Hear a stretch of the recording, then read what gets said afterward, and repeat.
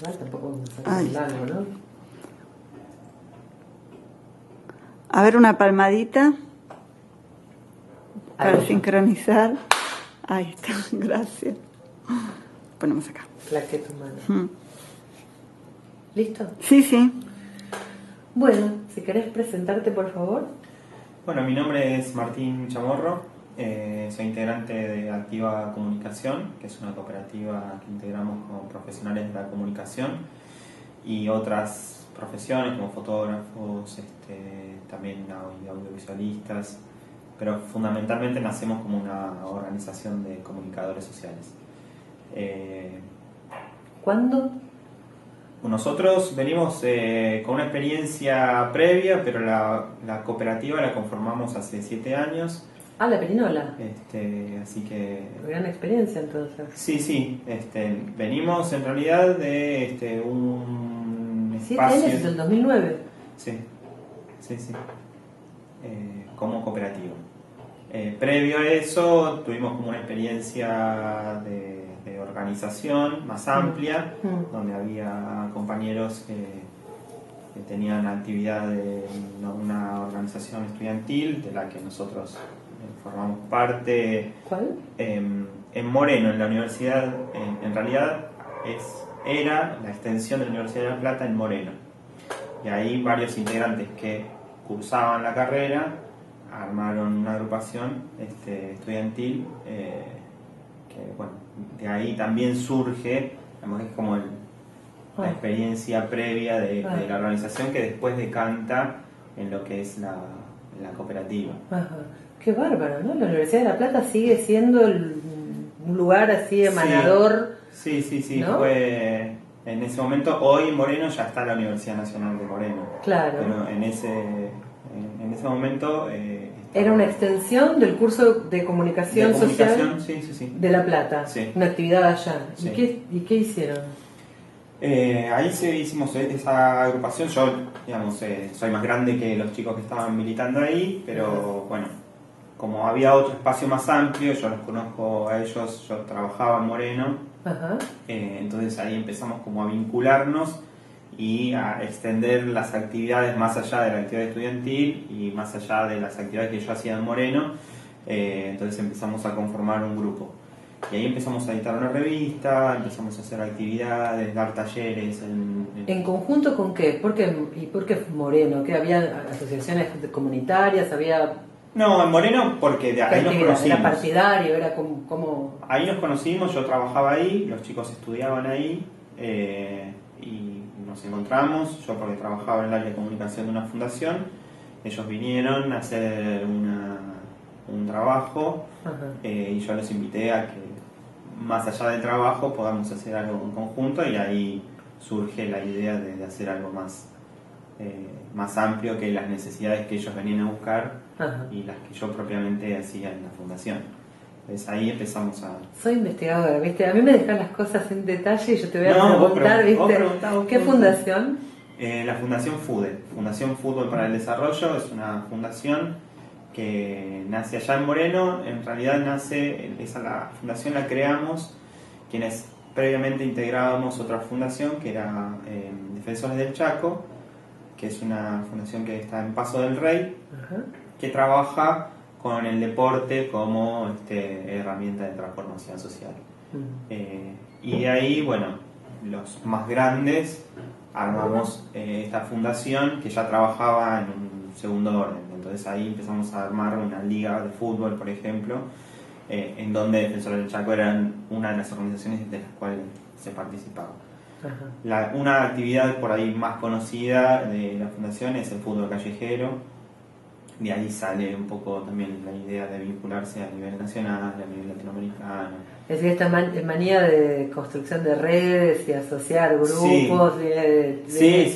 Es una forma de pensamiento, ¿no? Sí, yo en realidad trabajé ahí varios años, pero yo acá en Buenos Aires, en la ciudad de Buenos Aires, ya había pasado por varias experiencias de trabajos en red. De hecho, con un grupo pequeño en su momento creamos la Red Nacional de Medios Alternativos, por ejemplo, que hoy sigue existiendo y que tiene ahí toda ¿Cuándo nació la Red Nacional de Medios? La Red Nacional y nació en el 2002 porque fuimos a Sanón a hacer el primer encuentro nacional.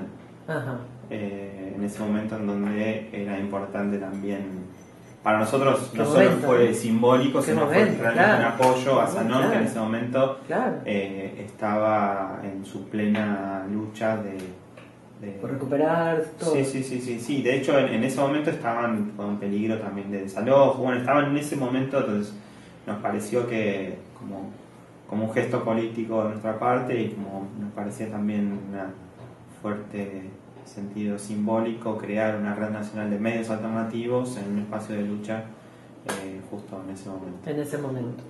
Bueno, y ahí entonces empieza la historia de... Bueno, entonces con los chicos de Activa, sí. En ese momento no estábamos institucionalizados, no teníamos ningún marco, y ahí con la experiencia de la agrupación estudiantil, que yo participo muy como desde afuera, pero participo en ese espacio también,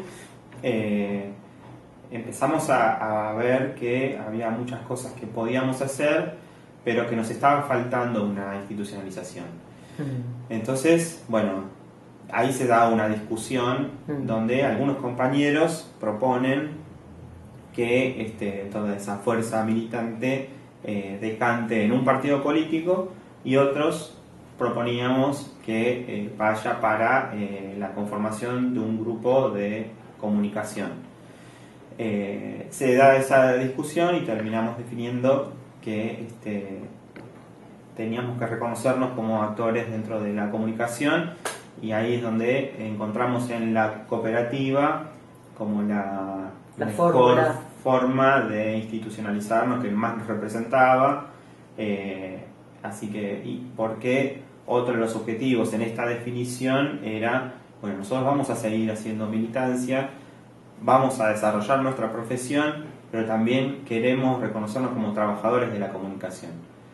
Entonces, para eso necesitábamos, no queríamos ser empleados queríamos conformar nuestra propia organización que nos pueda dar nuestros ingresos para poder vivir. De ahí entonces que desde aquel momento hasta el día de hoy tratamos de equilibrar esos tres objetivos, ¿no? De desarrollar nuestra profesión, poder desarrollar nuestras ganas de militar y de aportar socialmente, y de que sea también nuestro trabajo. Difícil, muy difícil, pero estamos lográndolo. Hay vaivenes, hay veces que tenemos que dedicarnos más a conseguir trabajos, otras veces estamos con ingresos que nos permiten dedicarnos más a la militancia, claro, siempre dentro de lo que es la comunicación. Martín, te tengo que hacer dos preguntas porque ya lo dijiste dos veces. ¿Cuántos años tenés? 43. 43. Estás porque remarcaste que no eras parte para entender de la generación ni de la estructura de militancia estudiantil. No de estos chicos. No de estos Yo chicos. tenía mi experiencia, pero para ir a la génesis de Activa, claro, nace un poco en ese encuentro de estos chicos de Moreno, que algunos hoy están acá, claro, y mi participación.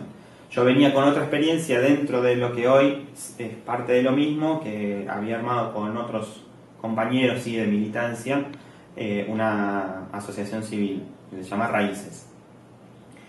Hoy en día el mismo equipo sostenemos las dos personerías jurídicas. Entonces tenemos la cooperativa, entonces hoy nos permite un poco ver más claro eso. Qué interesante eso. Nos permite tener como una estrategia de sustentabilidad, o a través de la cooperativa o a través de la asociación civil, que son dos figuras distintas y que te permiten desenvolverte en ámbitos distintos con estrategias de financiamiento distintas. ¿Y cuáles son? Bueno, estos ámbitos y estas estrategias. En principio lo que divide es sin fines de lucro con fines de lucro, ¿no? Entonces los trabajos que nosotros creemos que tienen, en realidad casi todos nuestros trabajos tienen un fin social, pero aquellos que, algunos que nos contratan, por ejemplo, tenemos cuentas de community manager para privados, comercios pequeños, pero eso es un vínculo solamente comercial, en donde nosotros le dedicamos tiempo a esas tareas. Ahí no hay duda. Todo el resto tienen de alguna u otra manera algún objetivo social. Uh-huh. Cuando es bien claro, lo desarrollamos a través de la asociación civil, que nos permite de esa manera buscar financiamiento como un proyecto social que no hay inconvenientes, no hay, digamos, como contradicciones cuando uno busca financiamiento para un proyecto social. Y hay otros, porque la cooperativa también nace con un objetivo social, esencialmente social. Sí. Y también lo hacemos. Entonces, desde Activa Comunicación también hacemos trabajos sociales, pero como es con fines de lucro, ahí no hay la contratación es mucho más clara, digamos, ¿no? Como esa en principio, esa es la diferencia.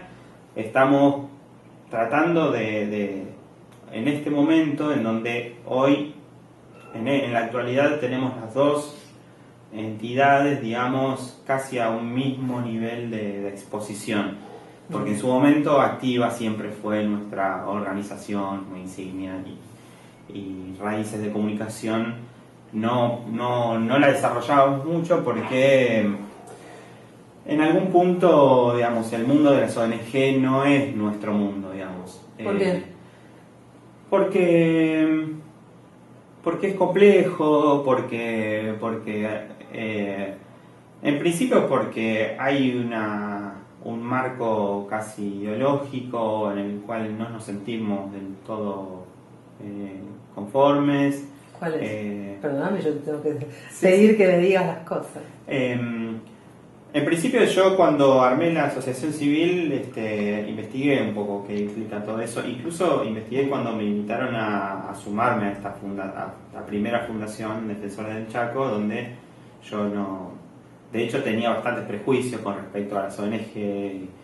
Entonces antes de aceptar investigué un poco qué onda.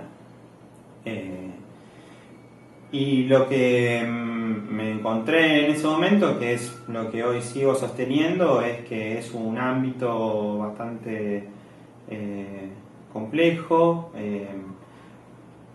Las ONG fueron impulsadas en los 80, 90 como una forma de hacer estos trabajos sociales que el Estado en ese momento no quería asumir, ¿no? Responsabilidades que no quería asumir.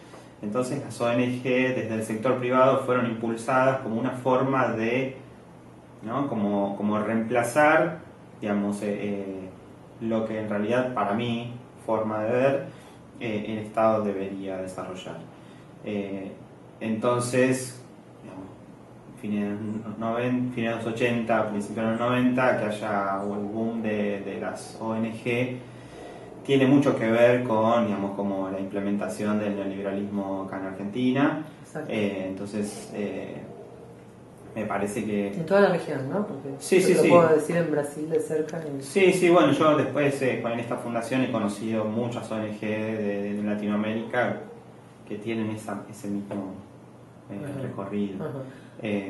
Así que, nada, teniendo como esa lectura previa, que hoy también, digamos, la sostenemos, pero me parece que hay de todas maneras dentro de las ONG hay algunos espacios en donde uno puede trabajar y puede, digamos, buscar financiamiento. Nosotros lo primero que queremos es financiar nuestros proyectos sin ningún tipo de condicionamiento. Si eso nos lo permite, en segunda instancia, inmediatamente, ¿no? Pero vemos de dónde viene ese financiamiento.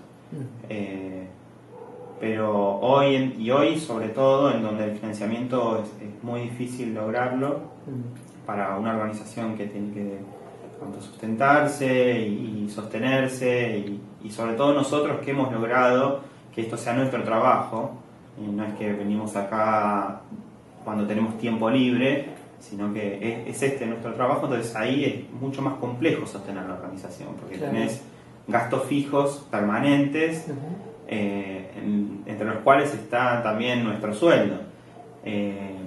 Y ahí está también la complejidad de uno reconocerse como trabajador, reconocer a los compañeros como trabajadores, ¿no? Porque venimos de experiencias en donde casi creíamos que hacer lo que uno quería era un privilegio y uno en realidad no podía pensar que podía desarrollar su profesión con un sentido de militancia o con un sentido de transformación social, como querramos decirle, no podía llegar a ser parte de un trabajo. Por eso nosotros, desde el comienzo de Activa, yo personalmente propuse que ese sea nuestro objetivo, ¿no? Que no creamos que es imposible trabajar de lo que a uno le gusta. De lo que a uno le gusta, ¿no? De la misma forma que te escuchaba hacer un razonamiento en aquel momento de la fundación, tipo, ¿nos quedamos adentro de la militancia o fundamos otra cosa, ¿no? ¿Por qué no quedarse dentro de la militancia? ¿Por esta cuestión del trabajo? No, porque de hecho, justamente cuando nosotros decidimos conformarnos con un grupo de comunicadores, uno de nuestros objetivos es desarrollar nuestra militancia dentro de ese marco organizativo. Nunca dejamos la militancia fuera, nunca la relegamos. De hecho, nos costó mucho, ni bien nos conformamos como cooperativa, seguíamos, digamos, porque lo que nosotros después en el tiempo fuimos como equilibrando, que es lo que te decía, era equilibrar un poco entre lo que es la militancia, lo que es el trabajo, lo que es la profesión, digamos, como esos tres objetivos teníamos que desarrollarlos. Teníamos que hacer lo posible para que puedan estar dentro de lo que nosotros hacemos. No es nada fácil, pero como te decía al principio, ¿no? Sí, al principio era 80% militancia, claro. 20% trabajo, y eso no nos permitía, seguíamos poniendo plata de nuestro bolsillo. Eso te iba a decir, ¿y la militancia garpa o te decían muchas gracias compañero? No, lo que pasa es que nosotros tampoco queríamos mezclar las cosas, porque claro. De hecho, porque eso te decía, dentro de ese 80% de trabajo militante, de tarea militante, dábamos talleres en las escuelas, cuando por ahí les empezaban a bajar instrumentos para instalar una radio, los maestros no sabían ni cómo usarlos, ni cómo hacer radio. Entonces... ¿Y quién andaba poniendo antenas de radio así? Y ahí el Ministerio de Planificación, claro. El Ministerio de Educación, había que a nosotros nos parecía que estaba bueno, pero lo que estaba faltando era ese acompañamiento en términos de la sociedad civil. Claro, de poder acompañarlo con conocimientos, porque vos tenías una radio escolar, pero los maestros no sabían, y de hecho nos hemos encontrado dando nosotros los talleres de que si nosotros no estuviéramos, o alguien que tiene una perspectiva comunicacional, podrían ellos, los profesores, los maestros, sin mala intención, replicar la forma de hacer comunicación de los grandes medios. Entonces ahí se perdía una chance muy importante, porque el maestro, ¿de dónde consume esa información o ese saber que intuitivamente tiene que absorber para él transformarse en un educador en comunicación? Entonces, bueno, nada, lo que digo es... Claro, intuitivamente no va a suceder. Claro. Hay un trabajo, un camino para hacer ahí, ¿no? Claro. Entonces, pero nosotros siempre tuvimos claro, y de hecho eso también fue una definición muy tajante en nosotros, de definir, bueno, vamos a hacer esto, ¿es trabajo o es militancia? ¿Es militancia? Es militancia. ¿Es trabajo? ¿Cuánto es el presupuesto? Claro. El vínculo es otro, la exigencia de nuestra parte es otra, pero... ¿Y ahí lo hacían desde Raíces? No, desde Activa. Desde Activa. Desde Activa. Por eso te decía que hacían falta las dos figuras, claro. En su comienzo Activa nos generó el marco legal para desarrollar esta necesidad nuestra de que toda esa iniciativa nuestra también se transforme en trabajo remunerado. Entonces, a través de la cooperativa nosotros podíamos buscar trabajo, facturarlo, generar un vínculo con otro que nos pueda contratar para el servicio que nosotros podamos hacer. Pero al comienzo, como nosotros veníamos con esta dinámica de mucha militancia, aún teniendo la cooperativa, nos dedicábamos mucho a militar. Y lo que sucedía es que no arrancábamos nunca o atrasábamos mucho la etapa en la que nosotros teníamos que entrar, que era que este espacio nos empiece a generar ingresos para que todos los compañeros, que cada uno está trabajando en lo suyo, pueda empezar a trabajar acá. Y ahí es donde en un momento casi que fue como, bueno, el huevo o la gallina, porque sí. ¿qué hago? ¿Dejo mi trabajo? Pero si dejo mi trabajo no puedo comer, No. y donde le estoy dedicando no me da ingresos. Entonces hubo un momento en el que sí o sí nosotros, todos nosotros, los que conformamos Activa, tuvimos que de alguna manera absorber ese periodo de transición en donde trabajábamos cada uno en lo suyo y le dedicaba a la organización. Entonces estábamos explotadísimos, claro. 3 trabajos. Claro, entonces... El que te da el pan, la nueva cooperativa, claro. Y la militancia. Sí. Sí. Entonces dijimos, bueno, aceleremos esta etapa, claro, porque es ahí donde o lo una logras época, o te caes. Exacto, y hay una época en la que uno puede hacerlo, después no. Bueno, es lo que yo le decía a los chicos, en donde apurémonos, ustedes ahora no tienen muchas obligaciones, claro. En ese momento la mayoría vivía con sus padres, claro. Entonces yo les decía, claro. Bueno, es este el momento. Ahora. Claro, digamos, claro. No había, ninguno tenía familia propia, claro. Y que después vine y les dije, viste, te vino bien, te vino bien. Así que, bueno, entonces ahí es donde apuramos un poco esa etapa y empezamos a lograr ingresos. Yo, como vengo de la comunicación, tenía trabajos y lo que hice fue empezar como a compartir mis trabajos a la cooperativa. Ahí es donde logramos que con estos laburos compartidos empecemos a que haya otros compañeros que dejen sus trabajos y empiecen a dedicarse, digamos, como full time a la cooperativa. Claro. Y eso fue un salto que nos destrabó en esa cuestión de, bueno, ¿puedo trabajar de lo que me gusta? Bueno, ese fue el cambio y ahí empezamos como a sumar, fue también de a poco, ¿no? Pero uno y otro para estar adentro. Genial. ¿Cuántos son ahora en Activa? Ahora somos 6. Pensé que eran más. No, somos lo que pasa. Igual 6 sueldos son 6 sueldos. Sí. Es mucho. Sí. Hay pymes más chiquitas, digamos. Sí. Somos 6, pero tenemos otros compañeros con tareas que no implican estar todos los días acá. Que ojalá en su momento tengamos otro piso de ingreso para que puedan estar. Entonces ahí es como tratamos como de equilibrar un poco, por esto de que te decía que nosotros también siempre también luchamos por el derecho de los trabajadores.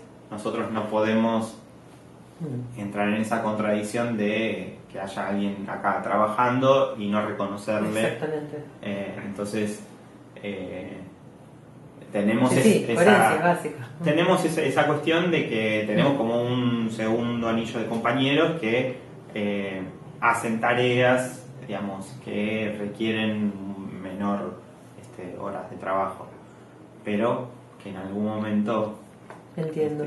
¿Y Activa como cooperativa trabaja en todo el país? ¿Trabaja en Capital? ¿Trabaja en el conurbano? Hoy ¿Qué cosas hacen? empezamos en Moreno y después cuando vinimos para acá teníamos la necesidad de tener un espacio, porque no teníamos espacio, nos estábamos reuniendo en una época en una escuela que nos prestaban el espacio, en un tiempo ocupamos un bar, claro. O sea, necesitamos conexión a internet y bueno, donde sea. Hasta que conseguimos este espacio y nos instalamos acá. Entonces ahora casi todas nuestras actividades se desarrollan en la ciudad de Buenos Aires. Entonces sí, y de hecho buenísimo. Estamos teniendo mucho más vínculos acá en la ciudad de Buenos Aires que los que en la provincia. Sí. Pero los trabajos en general son para acá, para otras partes del país no.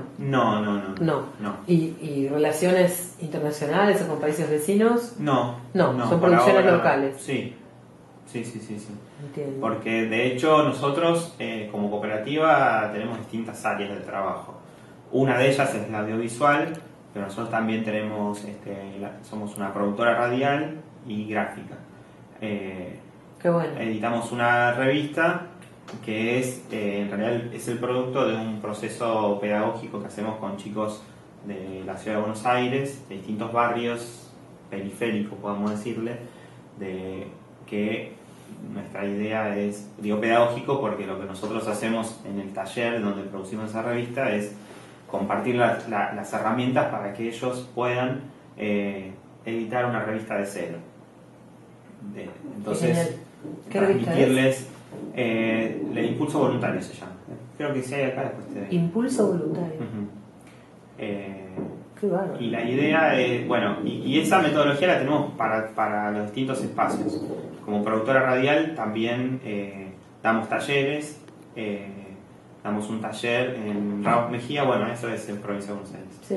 En una casa de día que se llama de Ramos, es un centro de día donde van personas con problemas de salud mental. Y nosotros empezamos a dar un taller hace 2 años más o menos, taller de radio,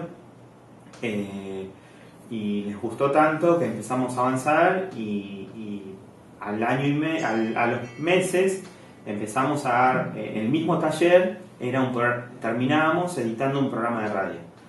Entonces todas las semanas terminamos haciendo un programa de radio que se llama Hablemos Todos y que hoy se escucha en la gente que lo conoce, ¿no? Pero claro. Tenemos una página de Facebook y lo más importante en realidad para nosotros es que los profesionales de ese centro ahora quieren como ampliar el proyecto. Estamos armando ahora un equipo de investigación con ellos, que está conformado por un psicólogo, un psiquiatra, trabajadora social, un sociólogo, y nosotros estamos conformando ese equipo de investigación porque aparentemente la metodología que desarrollamos ha generado cambios importantes en ellos lo llaman usuarios, son los pacientes que vienen al taller, porque ya estuvieron ahí, el Hospital Posadas fue a vernos, la Universidad de La Matanza también, entonces está bueno. Y después hacemos un programa de radio que se llama... Conozco una tesis de una chica de antropología que es un trabajo en un centro de día también, pero de colegiales. Ah, mirá. Y ella empezó a hacer una tesis de cineterapia, que era dentro de la línea de arte terapia, pero desarrollando storyboards con los pacientes. Bueno. Y la verdad que es un trabajo maravilloso y fue creciendo. Qué bueno. Está casi permanente, claro. Ella trabajando ahí. Así que conozco la línea Buenísimo. de laburo y hay muchas experiencias dentro bueno, de ese pensé ámbito. Obviamente en Antonina Artaud, ¿no? Los programas de radio claro. de Antonina Artaud son famosos y él los hacía desde el psiquiátrico, ¿no? Sí, eso está... Hay muchas experiencias que están buenas. Sí.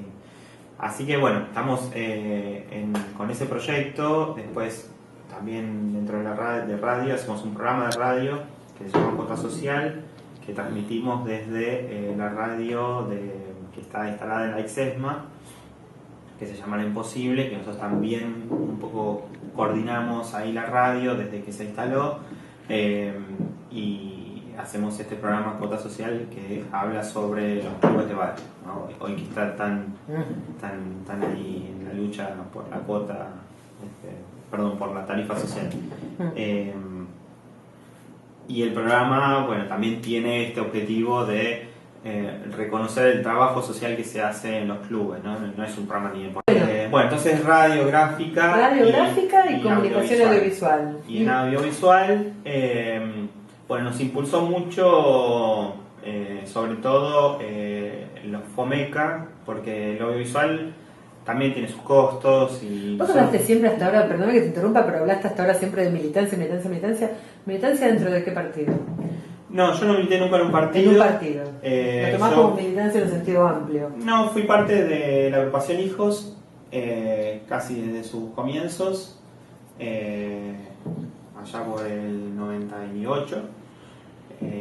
esa fue mi militancia dentro de los organismos de derechos humanos. Derechos humanos.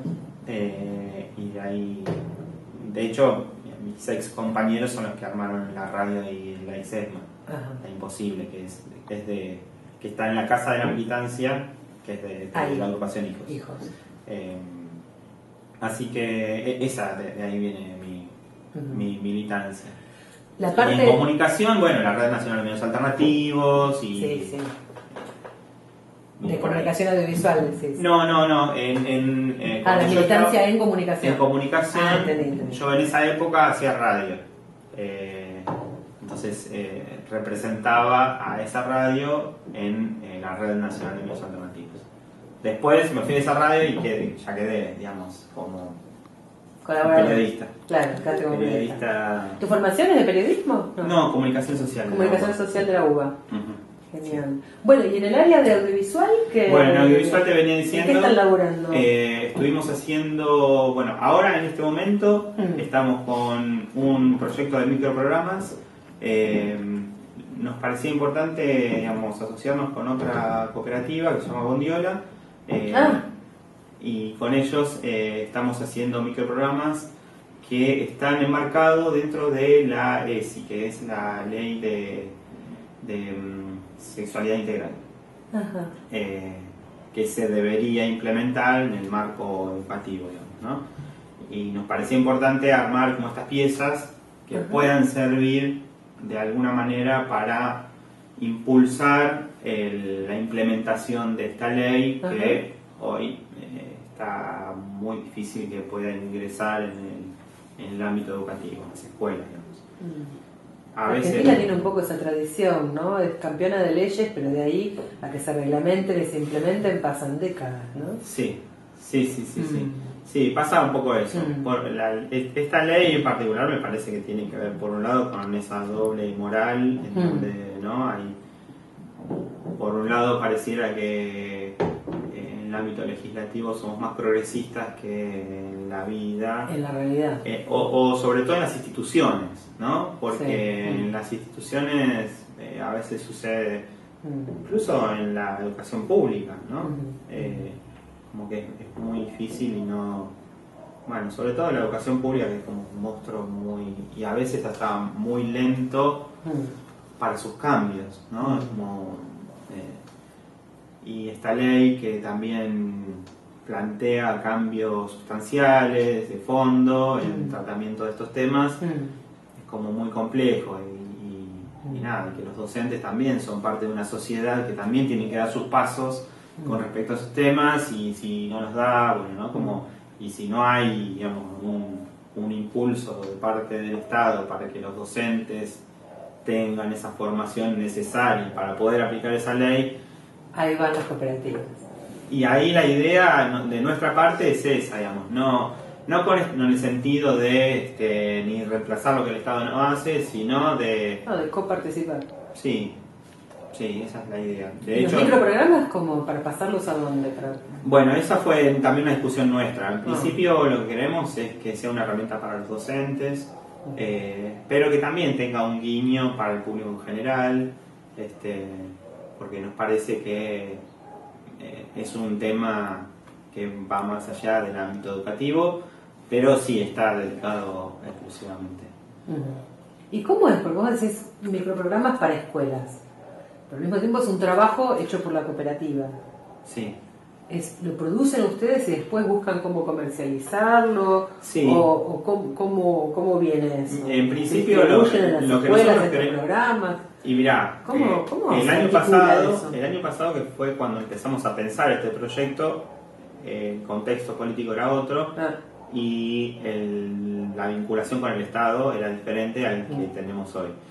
Entonces, cambiado el gobierno y con un manejo del Estado muy diferente, nosotros creemos que ahora nuestro aliado estratégico son los sindicatos de docentes, por ejemplo, que tienen espacios para de llegada a los maestros. De llegada o de convocatoria para los docentes que puedan acceder a estas herramientas. Ahora entendí. Entonces, si no podemos entrar a las escuelas porque este Estado seguramente no nos permita... Imagínate, Bullrich, cuando era ministro de Educación de la ciudad, quiso sacar historia.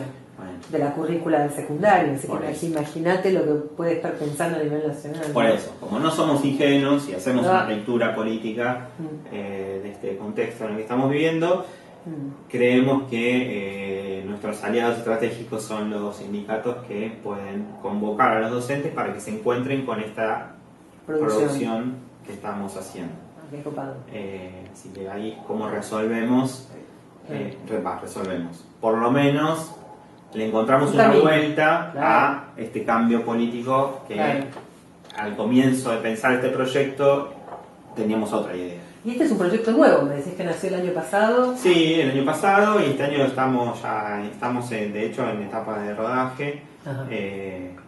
La semana pasada hubo uno y ahí estamos como produciendo para cerrar todos los capítulos de ¿Cuántos capítulos va a tener? Son 10. 10. Por ahora 10. Claro. Y veremos después ¿Cómo continúan? Sí, en principio lo que pensábamos era, tuvimos una primera etapa de preproducción, en realidad más que de preproducción, de encontrar una metodología de producción. Porque lo que decíamos era, bueno, nosotros no somos, más allá de que obviamente convocamos a especialistas en la temática, no somos especialistas y no es un tema en el cual nosotros venimos trabajando, digamos, ¿no? Los chicos de Bondiola que son docentes, ellos tienen por ahí más herramientas del tema, pero no es un tema en el cual podemos seguir nosotros avanzando. Siendo así, lo que dijimos, bueno, entonces lo que tenemos que hacer es encontrar una metodología de producción que nos permita abordar tanto esta temática como otras temáticas que nosotros decidamos abordar para aportar en el ámbito en el que se podría desarrollar esa temática.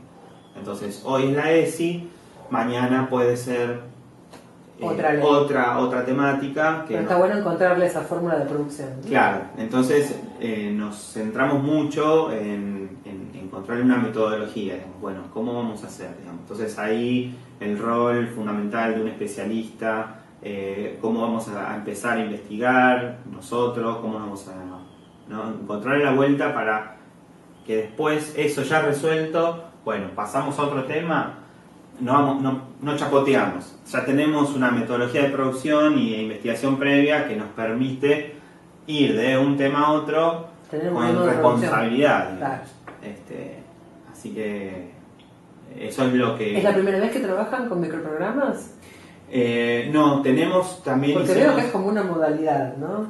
Y porque como el AFCA a través del FOMECA financió microprogramas, fue un formato que empezó a desarrollarse. Sugerido, digamos. Claro, Ah.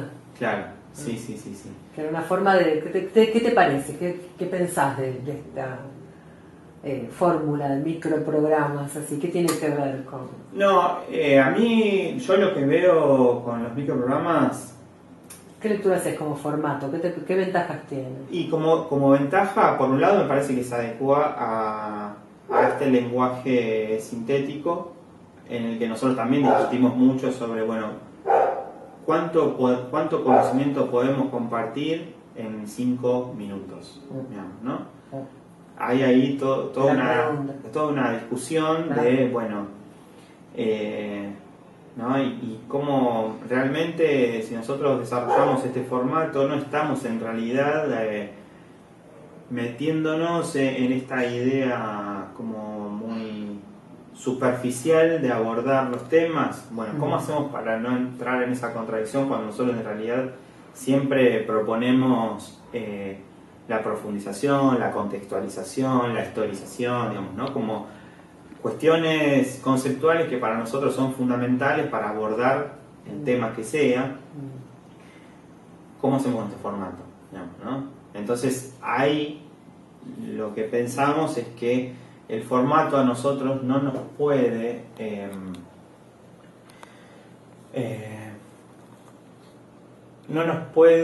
obligar a que, o no nos puede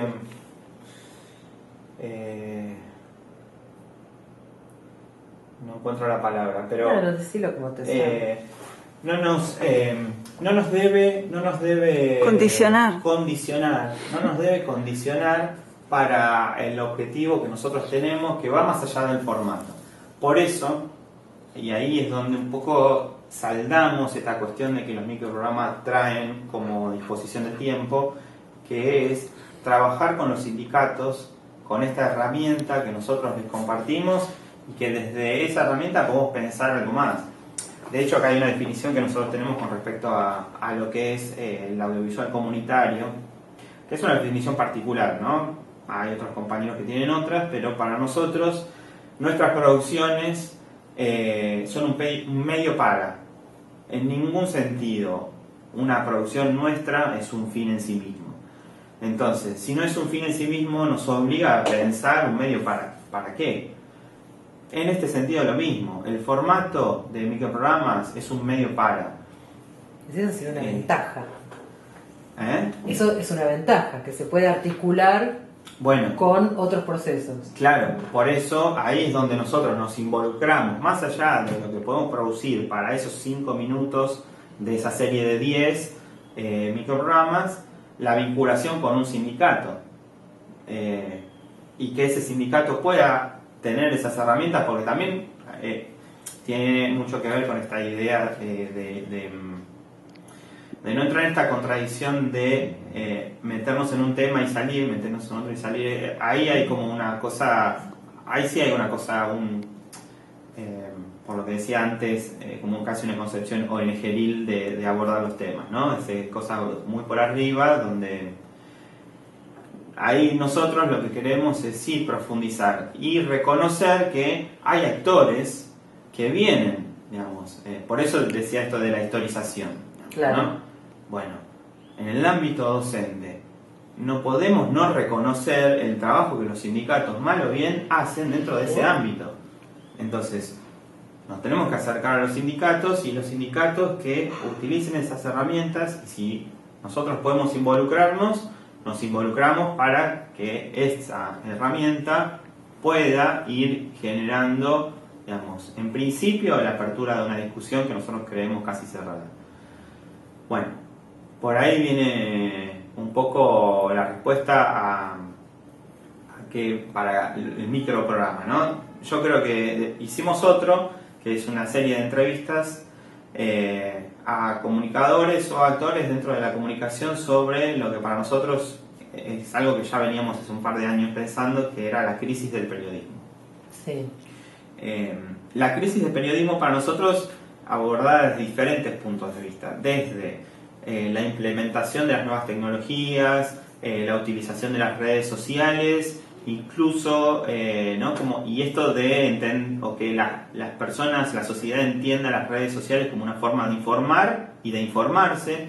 Por lo tanto, ahí generaba como un quiebre entonces si todos podemos informar, había como una crisis con respecto a las fuentes de información, ¿no? Claro. Y hay una cosa ahí de desprofesionalización del periodismo, bueno, hasta lo que implicó la ley de medios, ¿no? Otro abordaje para esto que entendemos la crisis del periodismo, o esto que plantea Ignacio Ramonet con respecto al quinto poder, digamos, ¿no? Como esta cosa de cómo superar esta idea de que el cuarto poder se vendió o terminó siendo un poder que debería ser controlado, y por quién tiene que ser controlado. Bueno, un quinto poder que es la sociedad civil, ese es otro abordaje. Bueno, esto también, ¿no? De la profesionalización. También eran microprogramas. También, claro, eran una serie de entrevistas. ¿En qué año se hicieron esto? No, el año pasado. El año pasado. Sí, que la idea, bueno, nosotros, como siempre nos sucede, era para 5 minutos, pero nosotros hacíamos 40 minutos de entrevista y ahí la idea, ese material de retomarlo, claro, para hacer algo más grande, digamos. Claro, claro. Pero bueno, ahí hablando con los canales comunitarios, que son, digamos, con quienes también tenemos mucho vínculo, esto de los microprogramas no terminan de resolverles a ellos la cuestión de la programación. De hecho, a veces se las complican porque meter 5 minutos es muy difícil y se les compagina un poco la programación. por eso nosotros, como tenemos vínculos con la gente de Barricada TV, vamos a ampliar ese material para que cada entrevista quede de 20, 25, para que por lo menos les quede un programa de media hora. De media hora. Y esa es un poco la idea. Genial. Ahora, si hablamos de medios más masivos en vez de canales comunitarios, creo que el microprograma tiene un poco la ventaja de poder infiltrarse, ¿no? En grillas más, más complejas, ¿no? De hecho, lo que hicimos, otra experiencia de microprograma fue, ahí lo hicimos con la red PAC, que hicimos un convenio con la TV pública y AFPA. Te iba a decir eso, los microprogramas que pasaron en vivo en Argentina. Exacto. Eran de ahí. Claro, entonces ahí, en realidad eso no fue un FOMECA, pero fue un formato de microprograma porque, digamos, el vínculo fue con la TV pública, que nos pidieron que hagamos microprogramas para este programa que decís vos, Vivo en Argentina, y ahí lo que hicimos fue poder desarrollar o registrar distintas experiencias en diferentes puntos del país de comunicación comunitaria. Y eso está, ya me estoy yendo a otro tema, pero no. Con respecto a esa experiencia estuvo muy buena porque desde la Red PAC nosotros tenemos Fíjate que son 3 casos de microprogramas distintos. Sí, y de tránsitos diferentes de estos microprogramas. Claro. ¿No? Sí, es verdad. Son articulaciones distintas. Sí. Con la Red PAC, como te decía, yo en particular, como te decía, que vengo de la experiencia de la red de medios alternativos y de otras experiencias de redes, a mí me parece que en algún punto fracasan o podrían tener una solidez y objetivos más concretos, porque no pueden superar esta cosa de la suma de partes, digamos, ¿no? La red entendida como una suma de partes y que en realidad el punto en común tiene que ver con las necesidades comunes de cada una de las partes. Yo lo que propuse en la red fue, ¿cómo superar eso? Digamos, porque me parece que, de hecho, de acuerdo a las circunstancias políticas, sobre todo sociales, económicas, los puntos en común varían mucho. Entonces, uno no puede estar a merced de esa coyuntura tan variable. En nuestro país, digamos, sucede mucho, de que una organización de segundo grado, que es organización de organizaciones, esté a merced de esos vaivenes. Entonces yo lo que planteé fue esta idea de la producción colectiva, que me parecía que iba un pasito más allá de esta idea de suma de partes, que es realmente producir colectivamente, de que ese punto de encuentro no sea solo la necesidad propia, sino que el espacio común empiece a generar necesidades. Entonces, por ejemplo, los microprogramas para la TV pública. Hay una necesidad que nosotros tenemos que parte del proyecto de la red, no mía o de algún otro compañero que integra la red. Bueno, entonces ahí esa idea la llevamos a la práctica. Fue un lío, pero porque ¿cuál era cómo lo hacíamos? Lo que teníamos que hacer primero garantizar es que en ese proyecto tenían que participar todas las productoras que integraban la red. Y ahí teníamos un poco esta cosa de, pero tampoco somos una red horizontal. Yo en particular creo que he transitado por experiencias de organización horizontal, digamos, ¿no? Después de las asambleas del 2001-2002. Me parece como también hay que superar esa idea, a mi entender, falaz de la horizontalidad como el sumum de lo democrático, ¿no? Me parece que no es así, que no estamos como sociedad preparados para eso, no tenemos las herramientas ni una estructura cultural y social para sostener esa forma, que en realidad eso termina no siéndolo, y me parece que... pero entonces, ¿cómo armar esto? Es la voz de la experiencia, es así. Bueno. Nada mejor. Entonces, bueno, pero ¿cómo hacer para que este proyecto puedan participar todas las productoras? Entonces ¿Cómo hicieron? bueno, ahí lo que hicimos fue organizarnos, proponer el proyecto, sí, democráticamente y abierto a todos el proyecto para que empecemos a sumarnos de acuerdo a las capacidades y a los conocimientos de cada uno en las diferentes tareas que implica desarrollar ese proyecto. Entonces, bueno, sonidistas, ¿quiénes hacen sonido? ¿Quiénes hacen tal cosa? Cámara, ¿quiénes pueden dirigir? Y ahí empezamos como a definir un poco el equipo, con este objetivo de que ninguna productora podía quedar afuera. Entonces ahí, si había muchas cámaras, porque sucedía eso, bueno, tenemos... Y también está otra parte, ¿no? Que también nos condiciona en el buen sentido de lograr un producto de calidad profesional. Entonces, por ejemplo, a partir de esa definición dijimos, bueno, los directores tienen que ser los mismos. Está todo bien con que todos participemos, pero si vos tenés un director para registrar la experiencia en Jujuy y otro director para hacer 5 programas distintos. Exacto, se te pierde la identidad. Claro, entonces eso también implica uno hacerse cargo de que uno también tiene un ideal, pero ideal dentro de qué marco. Bueno, en este marco de lo que es lo audiovisual hay cosas que van en detrimento de tu trabajo si vos las rompés. Entonces ahí dijimos, bueno, no. Bueno, está bien, entonces un director, no, bueno, 2 directores. Que esos 2 directores hagan la experiencia. Con distintos equipos en distintas... Claro, y ahí se fueron armando distintos equipos para distintas experiencias. Y así fue como, por eso digo, fue complejo, porque tuvimos que, quienes nos dedicábamos más al guión y la investigación, ir a contrarreloj, porque ya estaban rodando en Jujuy, nosotros teníamos investigando lo de Tucumán, y esta otra idea también que teníamos, que también fue interesante, la TV pública nos impuso la participación de un famoso o conocido, ¿no?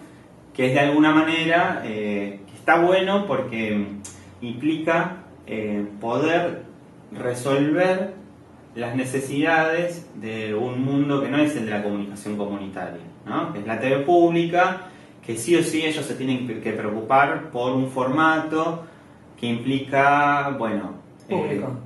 Claro, y que trabajan sobre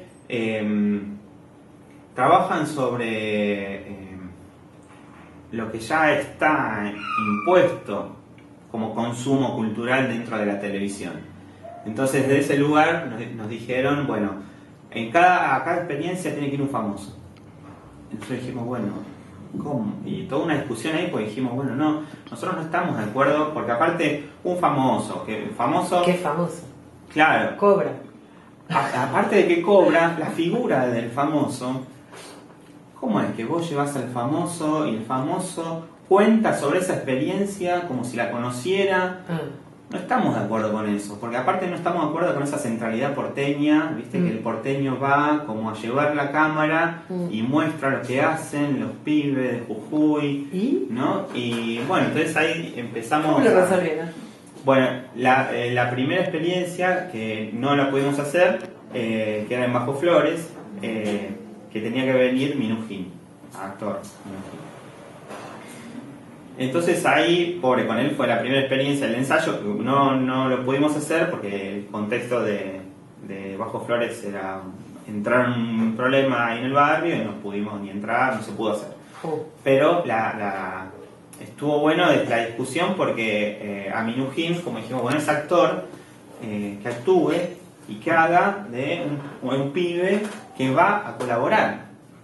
Entonces ahí lo que queríamos era lograr cierta ficción para registrar esa experiencia en donde el actor se suma como un pibe que se suma a colaborar, claro, y que él, con las preguntas de querer saber qué es lo que hacen, empieza a indagar un poco en la experiencia. Entonces ahí como destrabamos esta idea de que el famoso no es y ustedes hacen esto, pero no lo harían así mejor, ¿no? Como al contrario, entonces lo pusimos en un lugar secundario, entonces habíamos hablado con un pibe, un adolescente que había participado desde Claro, muy te iba a chiquito. preguntar eso, ¿qué experiencia van a mostrar de comunicación comunitaria en el Bajo Flores? Sobre la radio. Sobre la radio. La radio FM Bajo Flores. Sobre la radio de ellos. Entonces, ahí lo esperaba un pibe que él era el protagonista. Él era el que llevaba el hilo de la historia de la organización. Y Myung-Hin, actor famoso, el que preguntaba. Pero preguntaba desde ese lugar, el que barría, bueno, ahora barré, ahora venía la operación, bueno, esto se hace así, como el que aprende. ¿Entendés? No el que ilumina con la cámara.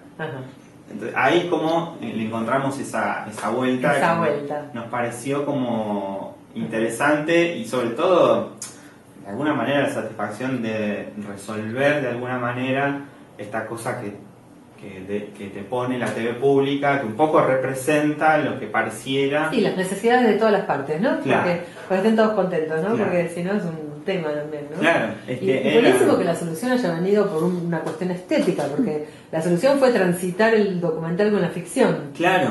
En realidad la solución fue esa, ¿no? Sí. No, ninguna otra, ¿no? Claro. Y después, por otro lado, porque Bajo Flores lo teníamos acá y aparte conocemos la experiencia, era, bueno, ¿cómo hacemos con la experiencia de Jujuy, la de Tucumán, la de Neuquén? ¿Famosos de Buenos Aires llevaron, no? Llevamos, sí, ahora me voy a hacer lío. Fue a... ¿Cuántos Jujuy. microprogramas fueron de Fueron la 5. TV pública? 5. 5 experiencias. Sí. Entonces fueron 5 semanas, porque en una semana, en cada día de esa semana se pasaba un micro de 5 minutos. Porque hay actores también en esos lugares. ¿No se podían tomar actores de esas provincias? Sí, Y pero ahí, el ¿viste? famoso te lo ponía la tele pública, no lo ponía. Ah, ellos te decían. Y aparte, un famoso... ¿Quién tenía que ser? ¿Quiénes eran? Y por ejemplo, Muchísimo. La federalización de la TV es de cuarta. Bueno, nosotros Con las justamente... contradicciones del proyecto, ¿no? Claro. Barrientos, se me olvidó el nombre de esta piba. Paola. Sí. Ella fue a Jujuy. Re cara de chola.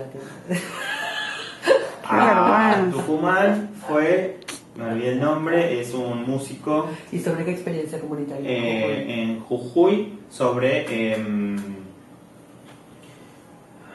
Si no te acordás, no importa. No te voy a Son matar. compañeros, con los nombres soy malísimo. A ver, está bien. Bueno, Mate Cocido es de Tucumán y de Jujuy. ¿También radio?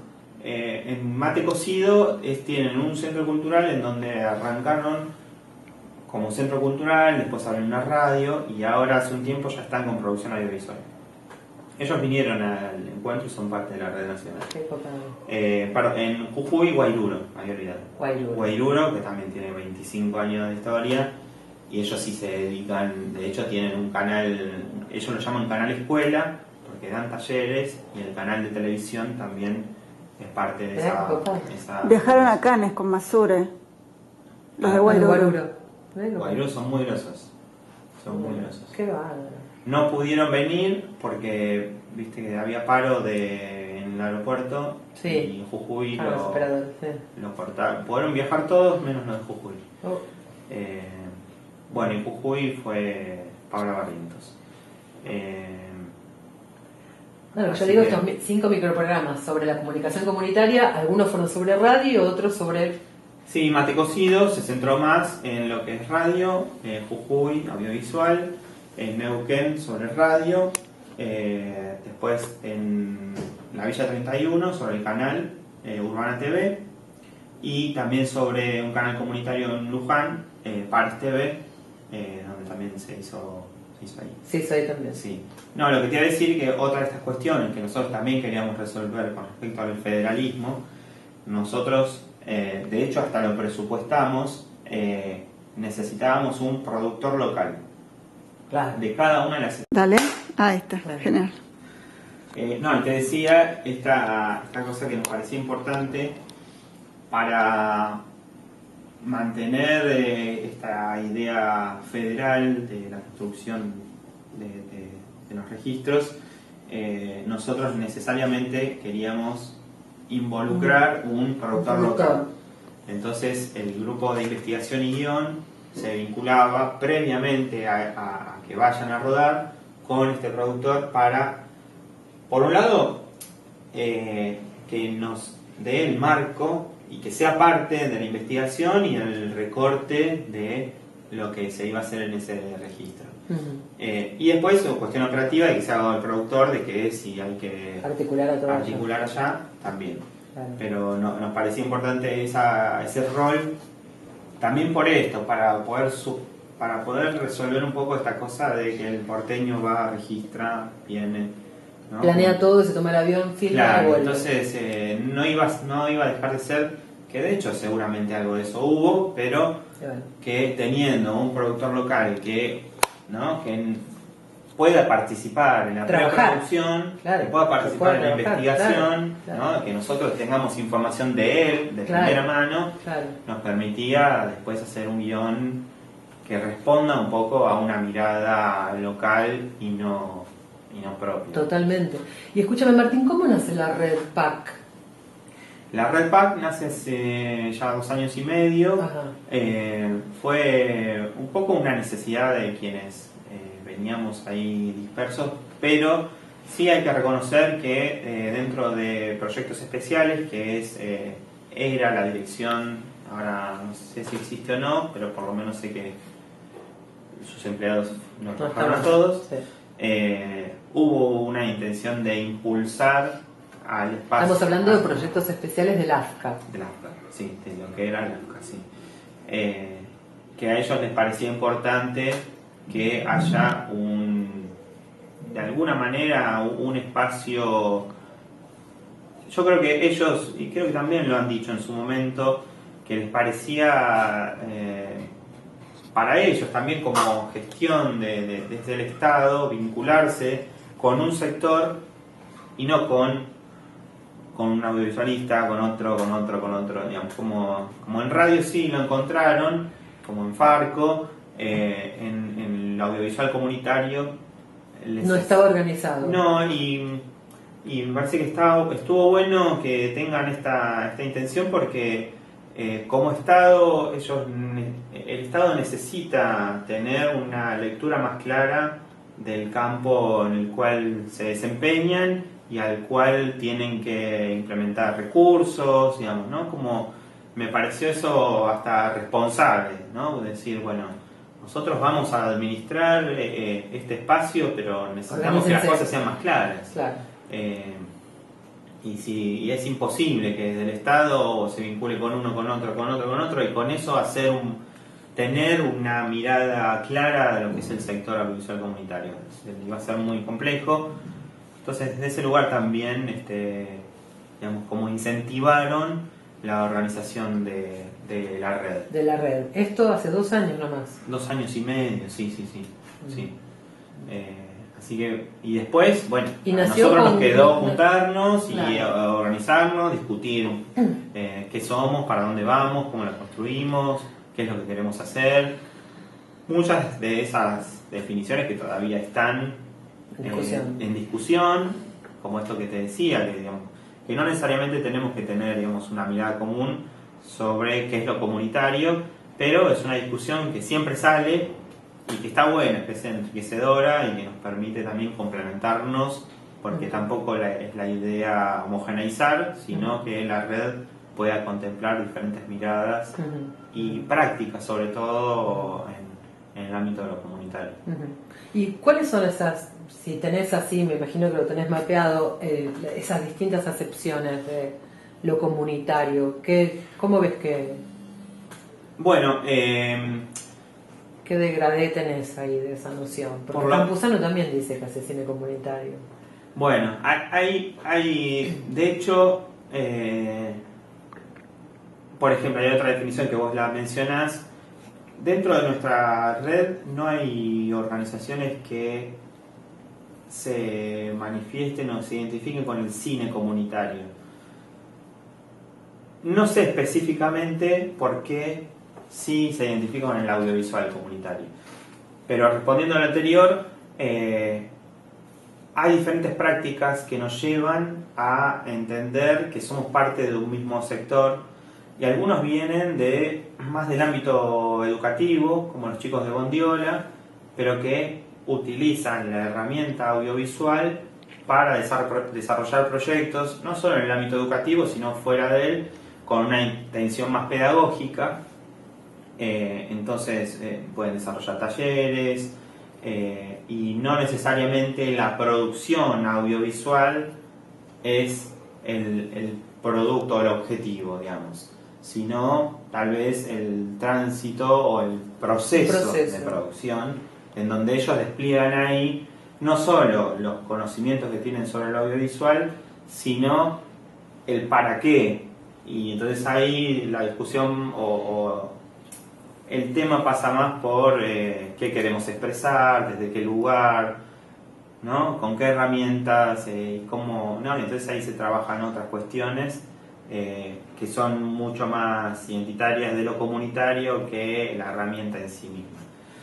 Después, sí, hay otros compañeros o productoras que trabajan más lo documental, hay algunas que hacen más ficción, y te lo menciono hasta por género porque también está la discusión de cómo producir esos géneros con una perspectiva comunitaria, ¿no? Entonces, bueno, el documental por ahí tiene mucha más trayectoria con respecto, ¿no?, a lo comunitario, pero la ficción... Sí, el movimiento de video popular en toda América Latina. Bueno, ya hay un montón de... y en la ficción está bueno que se está como discutiendo o rediscutiendo cómo desde una perspectiva comunitaria desarrollar ficciones, ¿no? Que de hecho nosotros en algún momento hemos charlado puntualmente sobre ficción porque nos permite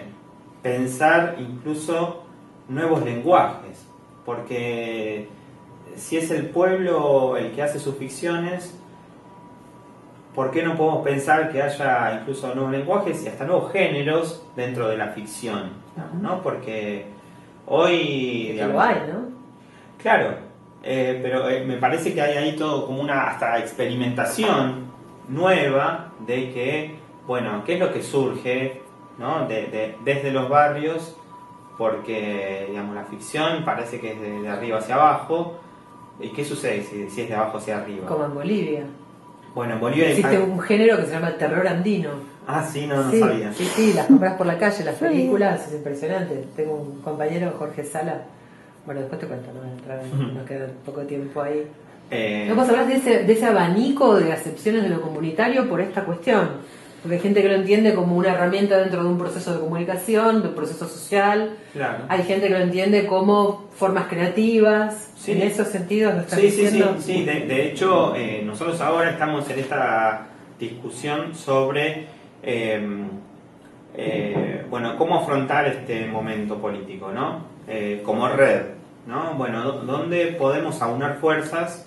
Y bueno, surgió, todavía no se cerró, pero surgió esta necesidad de entrarle hasta lo periodístico, digamos, ¿no? Como esta cosa de, bueno, tenemos cámaras, somos comunicadores, somos audiovisualistas, y hay, digamos, como, bueno, con respecto a la información, está como muy difícil la situación. Bueno, nos metemos en ese terreno, no nos metemos en ese terreno. Entonces ahí también hay toda una discusión que seguramente para varios es un cambio, ¿no? Como un girar un poco el timón para ir para otro lado. Y porque es flirtear un poco con la televisión también. Bueno, es también esto de reconocer las necesidades y ponerse también a disposición, de los que también hablamos, ¿no? Nosotros, como productores audiovisuales comunitarios, necesariamente nos tenemos que vincular con los canales comunitarios. Ellos necesitan producción, nosotros producimos. Ahora, lo que tiene que suceder ahí no es lo mismo que decía con respecto a la red como una suma de partes. Nosotros no tenemos que seguir produciendo y ofrecer, bueno, esto es lo que nosotros hacemos. No, es sentarse con los canales comunitarios, incluso discutir con ellos cuáles son las necesidades que ellos ven y cuáles son las necesidades desde, digamos, la mirada de producción que nosotros tenemos. Y escucharlos también, porque ellos tienen tal vez algo que nosotros estamos empezando a discutir, pero que tal vez lo tienen más claro, que es esta mirada sobre las audiencias, ¿no? Necesariamente ellos se tienen que poner, se tiene mucho más presente esta idea de pensar en la audiencia, en términos de audiencia, ¿no? Bueno, nosotros también lo tenemos que pensar, pero ahí tenemos que discutir con ellos, y esta cosa de que como ellos piensan en términos de audiencia, porque piensan en términos de territorio.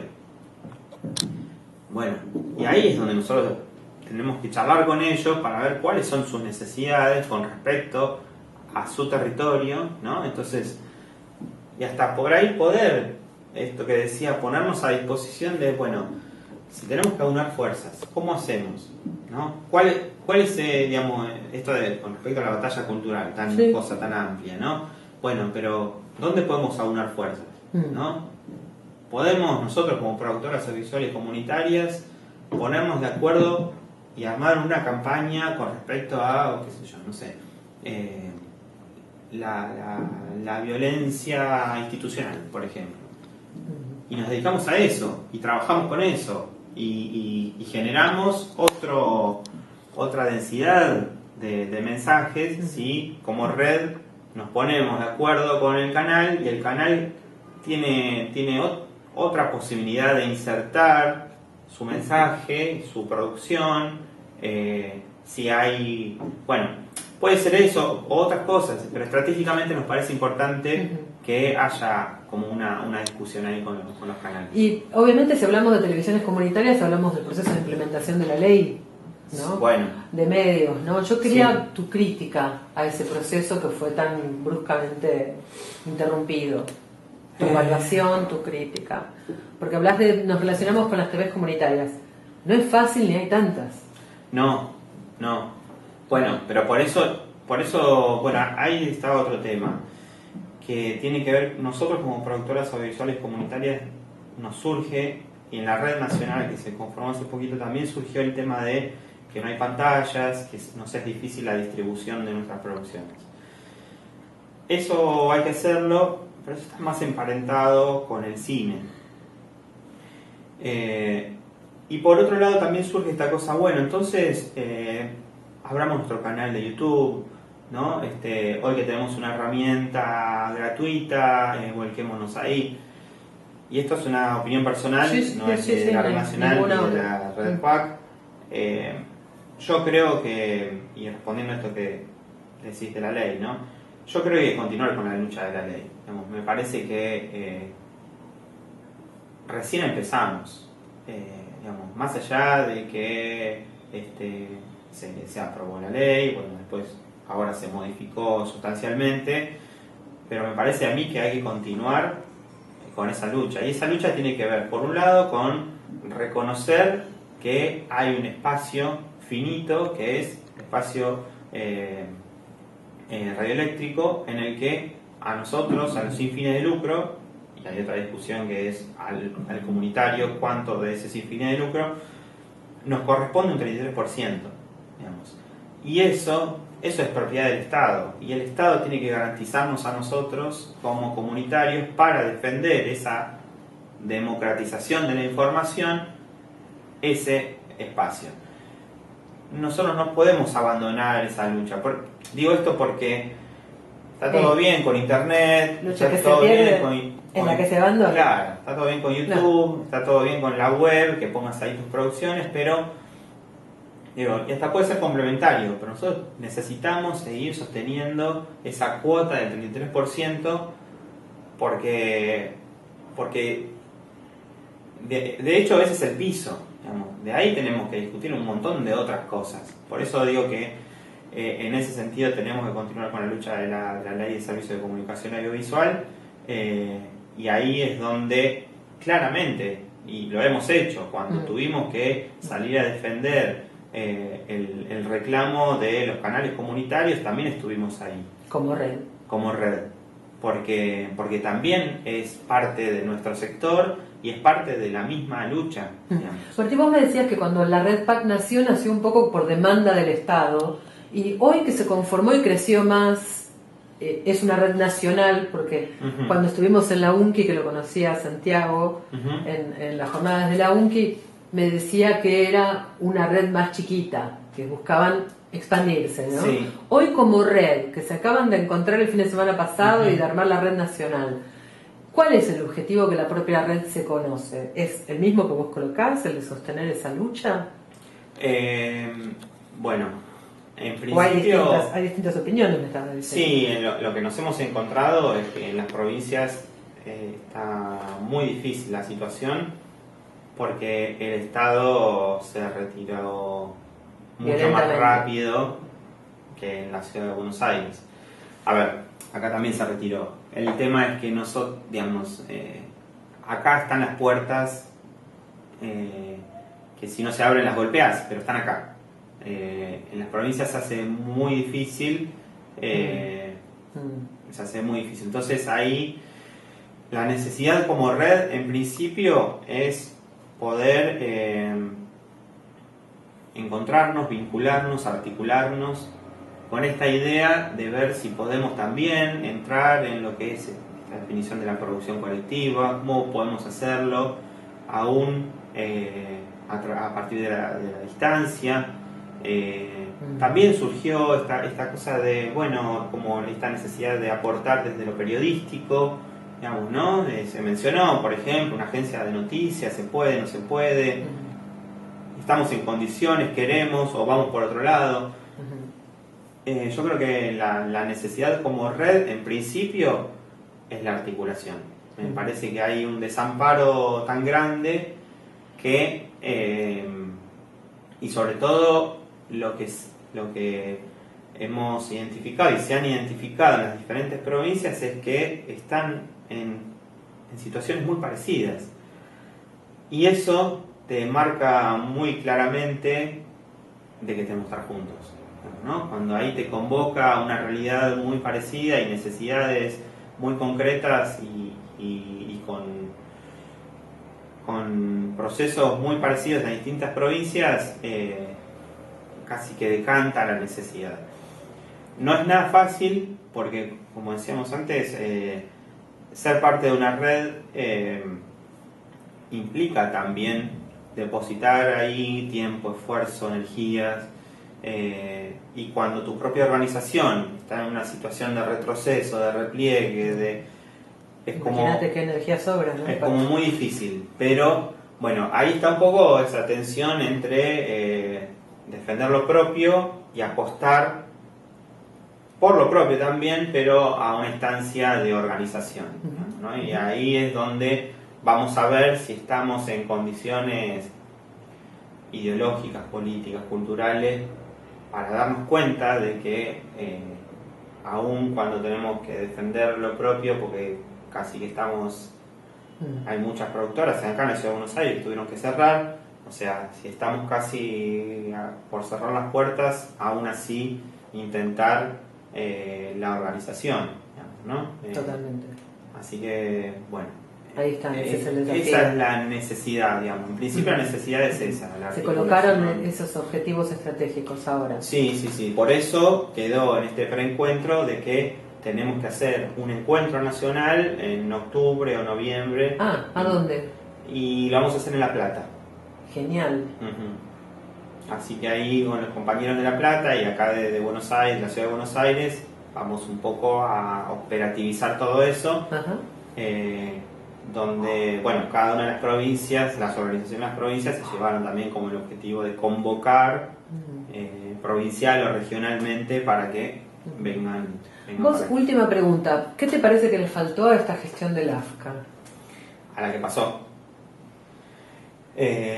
A mí me parece que le faltó, me parece que nos quedamos, a ver, las causas son muchas, pero lo que me parece que faltó, no sé si por el tiempo o por que las energías estén dispersas en algún otro frente, que seguro lo hubo, pero me parece que el sector comunitario debería hoy estar afrontando esta situación de una manera más sólida.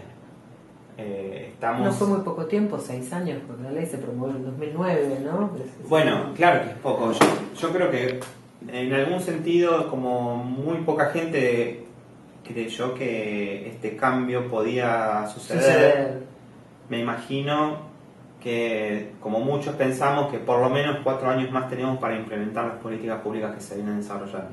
Y con 4 años más, yo creo que podríamos estar en otra situación. El tema es que no es así, por lo tanto hay una crítica ahí de no haber hecho una lectura en donde este cambio esté incluido en esa lectura política y que no es del último año, sino que claramente es de años anteriores. Pero bueno, es muy complejo. Me parece que tendrían que haber sido más veloces. Me parece, y no sé si veloces, no sé, no sabría bien, digamos, porque yo sé que desde la gestión pública es como muy difícil. El AFCA fue, digamos, como un centro neurálgico en donde se concentró la presión y hasta se materializó esto de la batalla cultural, pero también política y económica. Entonces, me pareció como mucha demanda en un solo punto. Y sí, me parece que el AFCA fue un espacio en donde, digamos, como que sea de alguna manera la punta de lanza del gobierno en contra de una de las corporaciones más grandes de Latinoamérica. Me parece que hoy podemos hablar de esas críticas, pero también hay que reconocer esa virtud. Sí, y aparte ese espacio que fue complejo llevarlo adelante. Totalmente complejo. No, yo lo digo porque, por ejemplo, encontramos contradicciones. Sí, pues no me gustan los gatos. Porque, una de las contradicciones que nosotros venimos escuchando era, por ejemplo,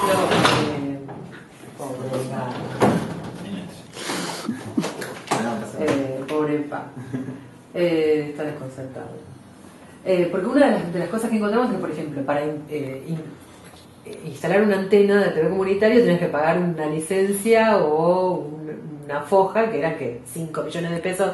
¿Quién demuestra ese capital para trabajar en lo comunitario? Entonces, por lo menos, bajame una línea de crédito del Banco Nación que auxilie a estas cosas. Es decir, esa clase de críticas he encontrado, ¿no? Cómo dar herramientas. Sí. ¿No? Porque está bien, el Ministerio de Planificación instaló un montón de antenas, pero al mismo tiempo, cuando hablamos de TV comunitaria, también están estas iniciativas. Sí, o que dejen la capacitación, como vos comentabas, a mando de militantes. Exacto. ¿No?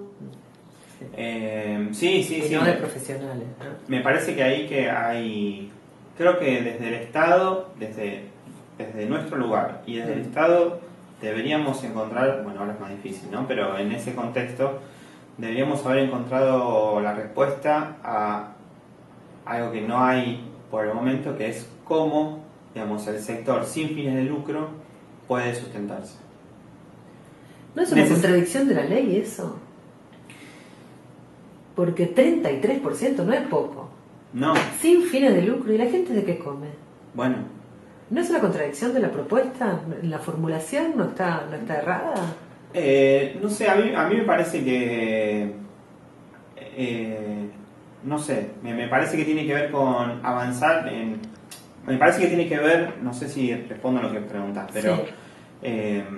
Nosotros como organizaciones deberíamos tener mucho más claro concepciones que vienen más de, por ejemplo, la economía social, ¿no? Que tienen que ver más con un sistema productivo que tiene objetivos de sustentabilidad, pero que también están fuertemente impulsados por el Estado. Entonces, nosotros como sector sin fines de lucro deberíamos encontrar, y yo por eso la organización de muchos nos podría dar una respuesta a cómo afrontar eso, porque algunos, nosotros como el sector comunitario, desde hace mucho tiempo nos veníamos arreglando con muy poco. Y de ahí es que se emparentaba lo comunitario con lo precario, con lo hecho hasta donde se podía. Sí, lo poco profesional. Lo poco profesional. Y me parece que ahí nosotros hay que saltar. Bueno, esa discusión se viene dándose mucho y se viene buscando la vuelta con respecto a la producción, pero no con respecto a la sustentabilidad. ¿Cómo haces, no? Y estos años previos, la respuesta que encontramos fue que el Estado podía hacerlo. Yo no sé si realmente es el Estado el que permanentemente tiene que subsidiar al sector sin fines de lucro. Nosotros deberíamos también ensayar otras maneras, porque yo creo que las necesidades en las que estamos, la que tiene el Estado, está bien, digamos. Yo no entro en esa tonta paradoja que quieren imponer de si hay un pibe con hambre, ¿por qué subsidias a la cultura? Digamos, no tiene nada que ver. Pero sí hay que... Al contrario, se ha demostrado que la cultura es una de las formas más redituables de la producción de riqueza. Pero como yo creo en particular que sí hay un nivel de pobreza para mí inadmisible, aún en años anteriores, yo como organización no puedo, no me parece bien pretender que el Estado subsidie mis producciones. Me parece que yo tengo la obligación de encontrar una manera en el que yo pueda apoyarme en el Estado, porque soy parte del Estado, pero encontrar otras maneras. Comprendo perfectamente. ¿Y PAC, productoras audiovisuales comunitarias, todas son cooperativas? Casi todas son cooperativas, hay asociaciones civiles. Hay asociaciones civiles. Y en la red nacional hay una fundación, por ejemplo. Mira qué interesante. Mate Cocido es una fundación. Es una fundación. Y actualmente que dieron este salto a nivel nacional, ¿por qué? ¿Qué provincias se incorporaron?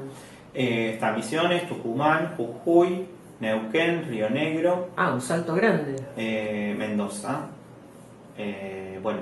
Buenos Aires, la ciudad de Buenos Aires, La Plata. Porque hasta este momento, ¿quiénes estaban? ¿Eran menos? No, nosotros como Red PAC sí, éramos de la ciudad de Buenos Aires. De la ciudad de Buenos Aires. Sí. Y ahora realmente se federalizó. Y ahora fundamos la Red Nacional. La Red Nacional. Que es otro espacio. ¿Van para La Pampa? ¿Participan? No. ¿De la CCD? No pudimos ir. Queríamos ir, pero no participamos de la coalición. De la coalición. Sí, participamos, pero es más, no sé si hay un compañero que fue. Yo pensaba ir, pero no pude ir, no sé si me reemplazaron. Bueno, muchísimas gracias. No sé si quedó algo en el tintero que quieras comentar. No. ¿No? ¿Todo bien? Sí. Bueno, muchísimas gracias por esta gran entrevista. Muchas gracias. Súper oscuro.